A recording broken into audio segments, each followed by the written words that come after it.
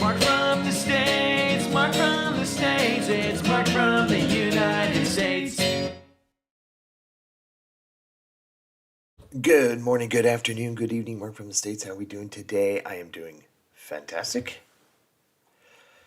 And yes, I hope you are as well. Thank you for coming. Come, Big Fake Couch. Today's requested video, the oldest pub in Britain.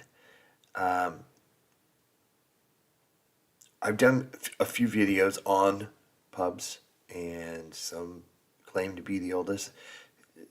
I'm getting this information from a lot of you. A lot of pubs claim, I guess it's a thing, a lot of pubs claim to be the oldest. And that no one really knows for sure. Am I getting that right? Or maybe I'm way off base.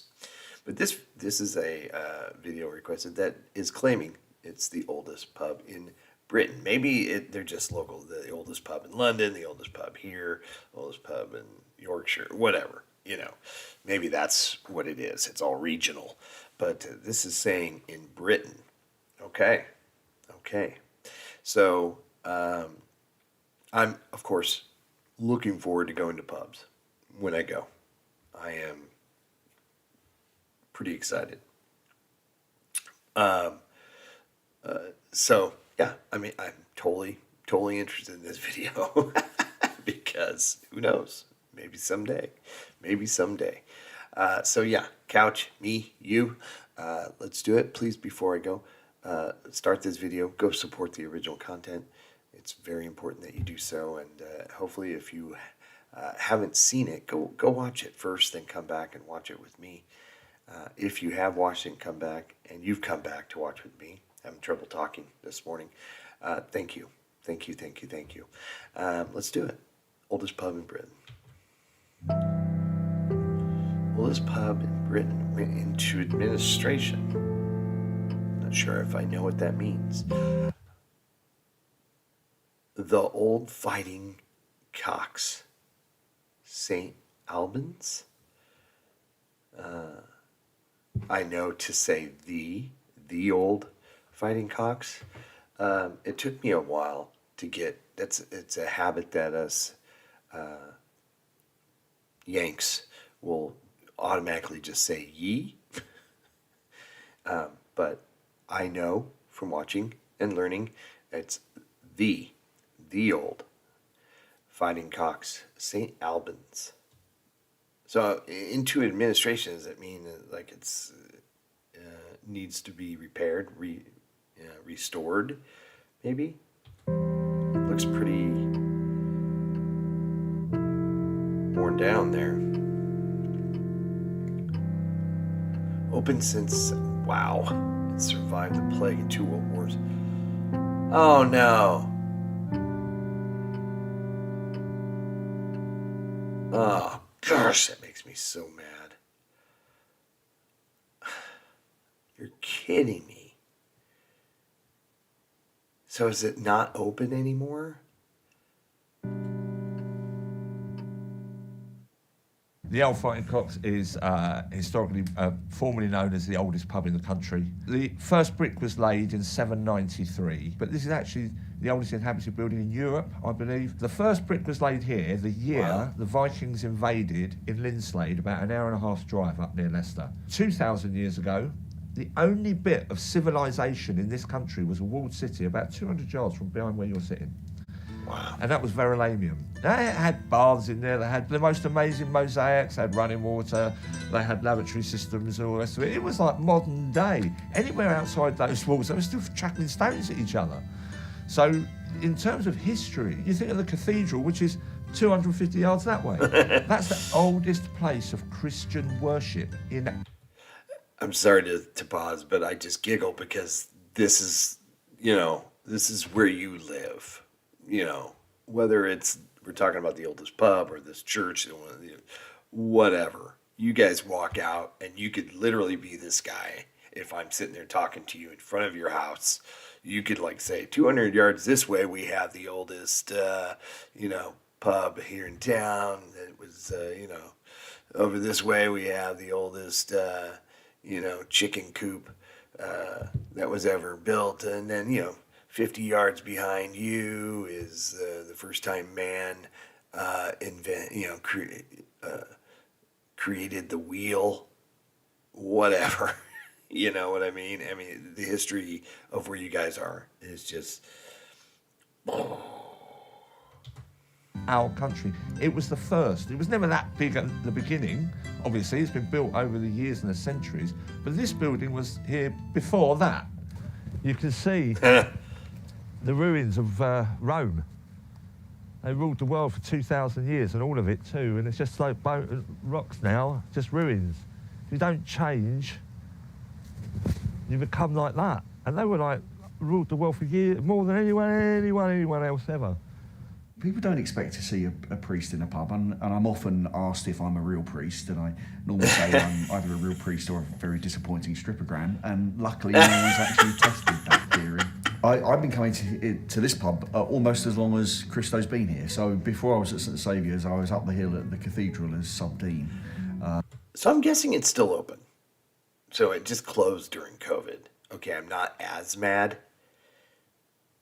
Or I don't know. It looks like it's still in business. God, I hope so. So there's me at the top of the hill, oldest place of continuous Christian worship in Wow. Britain, and Christo's down here in the oldest pub in Britain.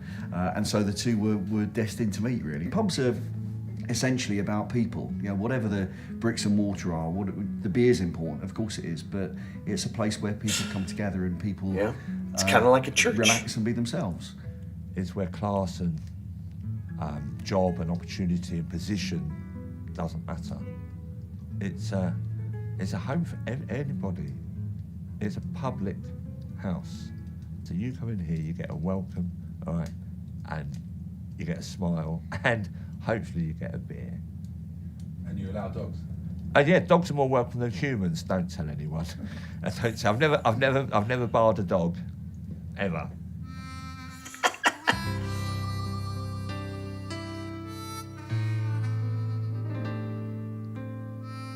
I really believe that the priest and the publican do a very similar job, in the sense that we're responsible for holding a space where people can come and be safe and be themselves. They come to share their joys, they come to share their sorrows.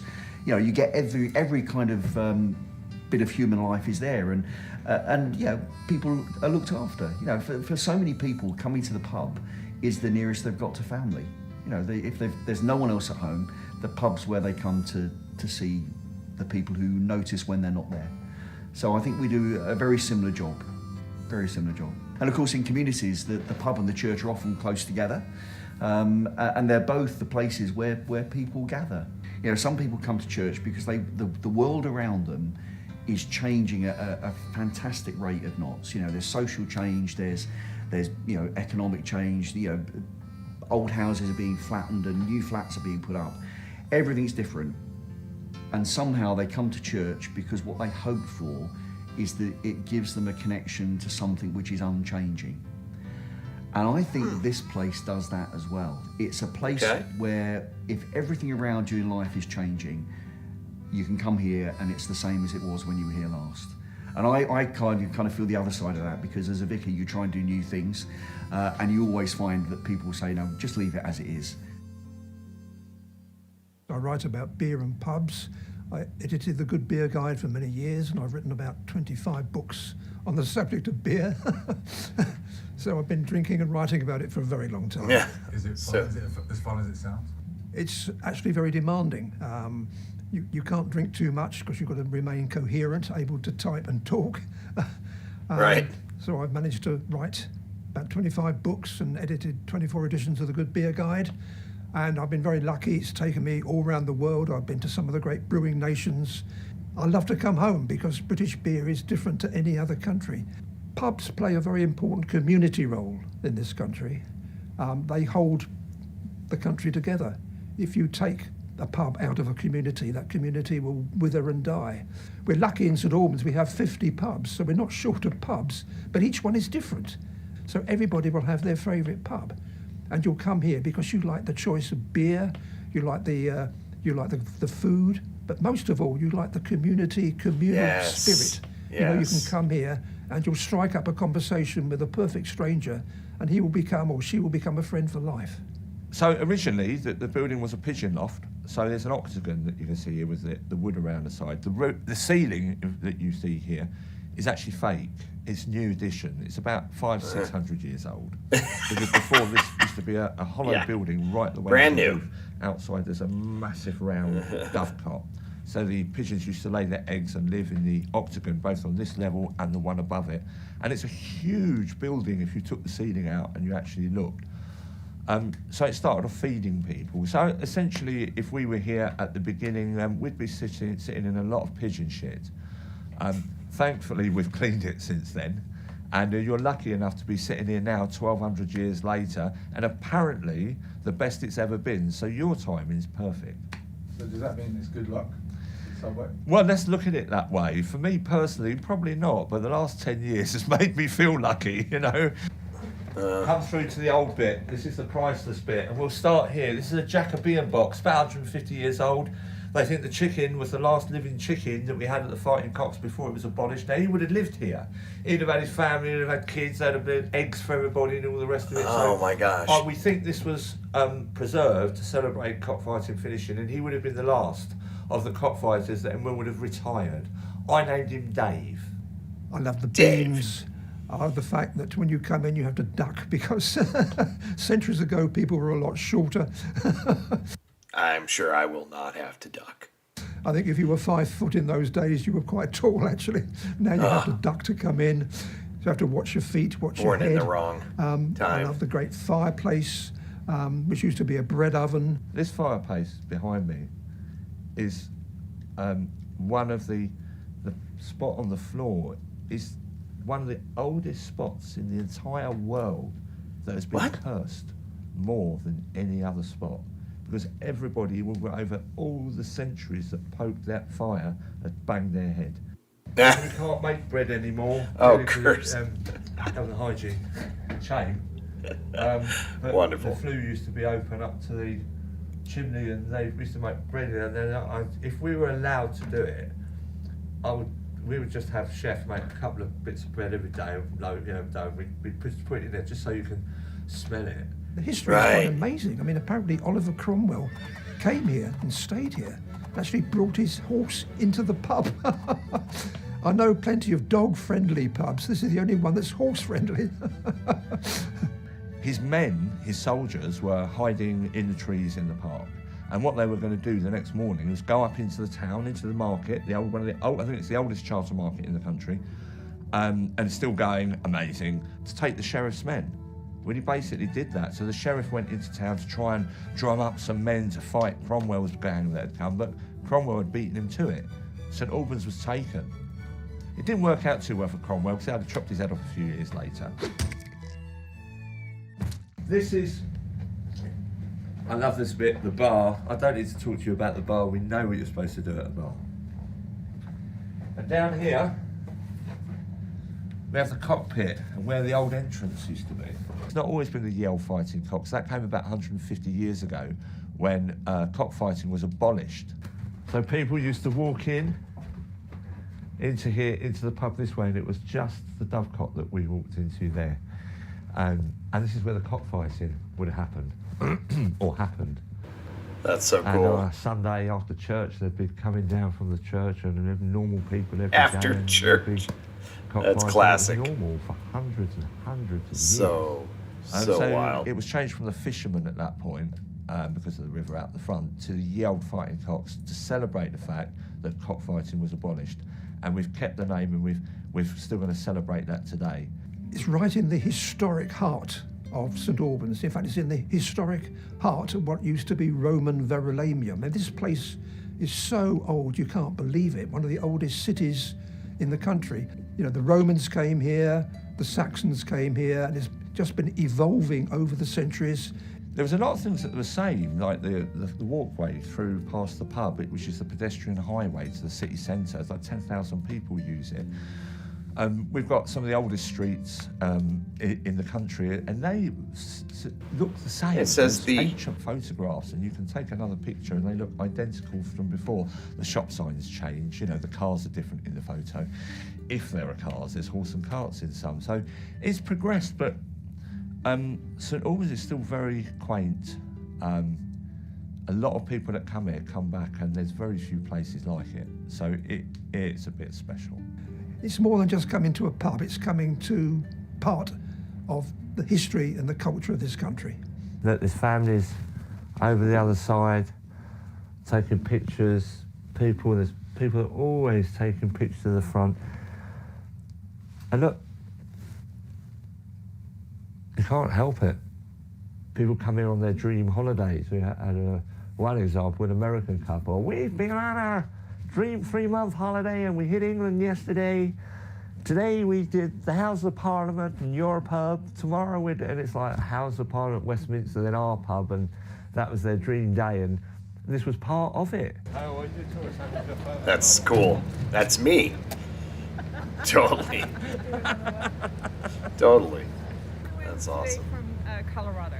Oh wow, how Colorado. cool was that? Yes, and I had it was snowing there. Yeah, I know. I had messages from Colorado. Oh, really? Yeah. Did you see it in the States on the TV? I did. I'm working hard to get it back open, but Fingers yeah, we've got a crossed. long way to go. Right. It'll be all right. Is this Yeah. all due to COVID? Yes. Britain and Ireland are the only two countries which have this type of pub culture. In other countries, you have bars. In America, they tend to be named after the proprietor, Harry's Bar, and so on. In this country, we have pubs called the Rose and Crown, and this one, the Fighting Cocks, and they reflect the history of the country. I think with this place, I mean, St Albans has got so many pubs, and they're all different, they're all unique. But there's something about this place which is new and fresh and has grown and all that stuff, but it's still the same. And it's got its own, it's never lost its character. There's, you go into so many pubs now where you just get a whiff of corporate business. Yes. But this place is quirky, it's eccentric in its architecture, its history is just incredible. But He's so right. A lot of the bars here in the States, at least, they're very corporate. They have that feel about, they just don't have character, but I just love the fact that, this place is held in such high regard that it's included in the itinerary of a lot of vacations. And I get it. It's just really cool, though. It's got a soul, I think, is one way of putting it. There's a heart to this place. It evolves, so we've got loads of really nice beers on the menu now, and you haven't just got the one or the light or the heavy, and and what have you. We've it's more refined. Our food's award-winning. We've got a top-class chef that's delivering food. So it's pub food, but the thing is, it's the best. So whatever you're having is as good as it gets. We go a bit international as well, and we offer vegan and whatever. We've got a great selection, but it's exactly the same. Before, it used to probably be a Scotch egg or a bit of bread. It'd be beer, and if there was any food, it'd just probably be a one-pot dish. It'd been a traditional dish. Pigeon, remember, it was a Pigeon Loft. The pigeons, you'd be eating pigeon. You won awards.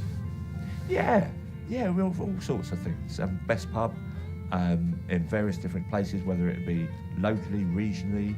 We've been nominated for top 10 tourism business in the country by Wow. a national paper. I was up for a tourism award there.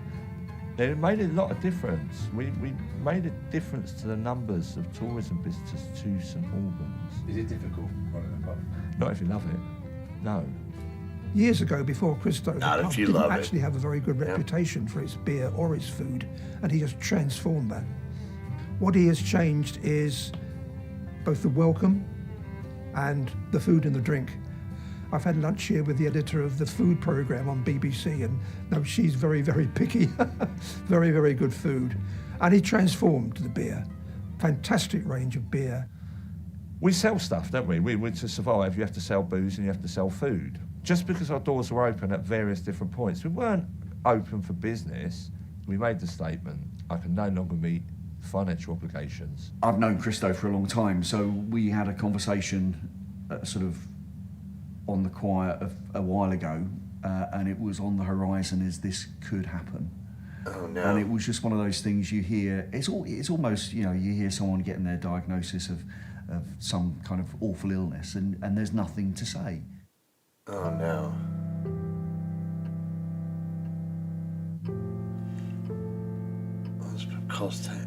It's seen COVID. wars, it's seen revolutions, and it's So it's survived. not open And now anymore? it's threatened with closure, and that would be an absolute tragedy. Me losing the business here was seen as a death across the world. There was a moment when we knew we were going to be screwed. It's when they shut down pubs for 2 years. We were stood up in church. I think it was our Harvest Festival or some event that Christo had supplied some beer for, and we just stood there, and there was nothing to say. It was just a heavy realisation that that's the reality. That's the reality of the effects of lockdown and everything. And you think, well, if lockdown and COVID and all that stuff was bad enough, but now when you're having the heart pulled out of communities as a result of that, it just prolongs that and is awful. So yeah, it was not a good thing to hear.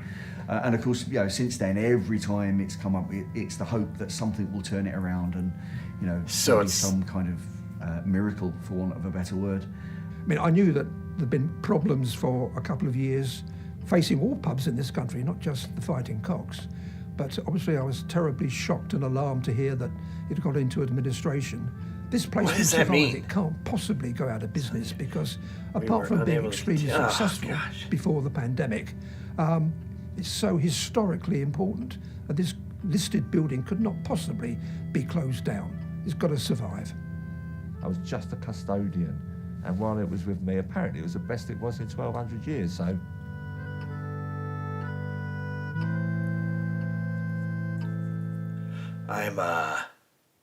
Best moments. Well, you know for a fact I'm not going to be able to talk about 80% of them, whether it be the people I was with or what was going on. Well, there have been some great moments. I suppose my best moment is watching the family grow, watching the kids that have been employed here growing and winning awards, the feeling that the customers get from coming in somewhere that's really done something, and then you pull along your community, then you pull along other pubs and they think, oh, we can do that. The impact that I think we made, and you can see that impact from people. That turned out to be my buzz. I don't feel bitter, I feel a bit sad at times, obviously now. But I look back on the last 10 years, man, it took me everywhere, every part of my being.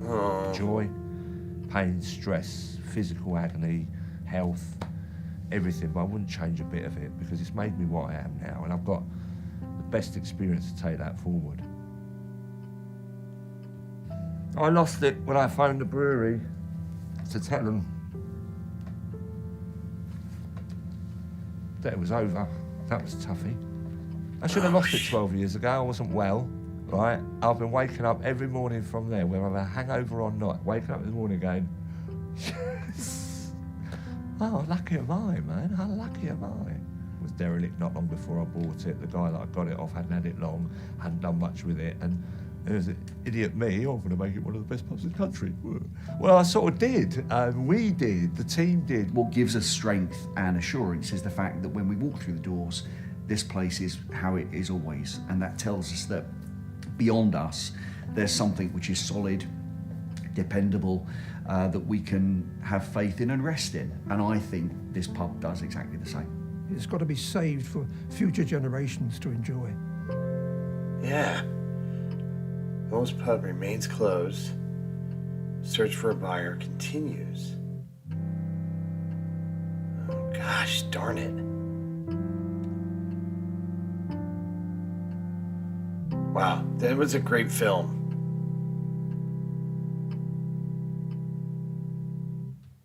Great film. What a cool, please go support the creator of this and spread the word to this. I've got to know, and I could probably look it up, yes, but I want to hear from all of you. Is this place still closed? Freaking COVID. Could you, I have a question.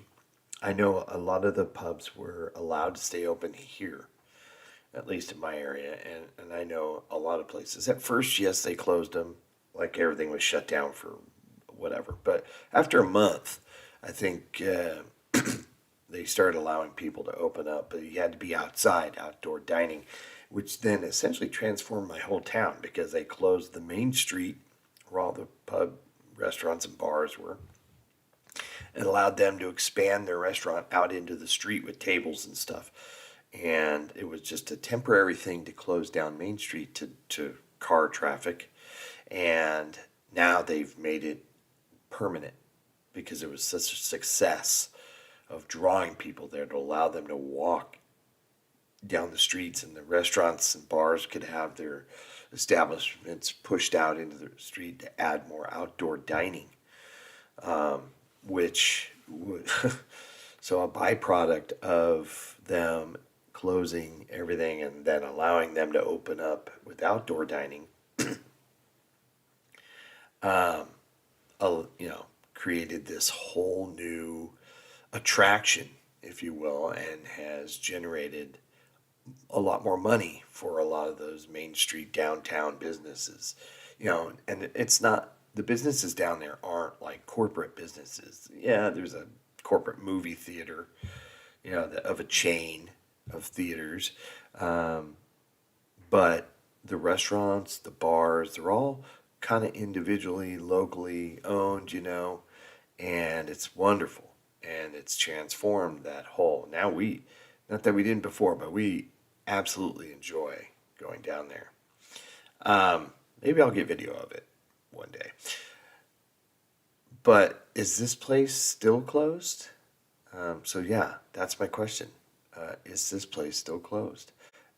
It's too important to get rid of, to not allow. So hopefully someone buys it. Hopefully someone has bought it. I feel terrible for the guy. Has anybody been to it? Gosh, looks like an amazing place. Amazing. And St. Albans. Where is St. Albans? I've given you your homework. For me. I know. I'm just being lazy. I could just look all this up. I really could. And I still might. I hope everybody has a wonderful, wonderful day. And I hope you're all happy, healthy, and safe. If I haven't said that already. I don't know. But we'll see you in the next one. All right. Take care. Bye-bye. Mark from the States, Mark from the States, it's Mark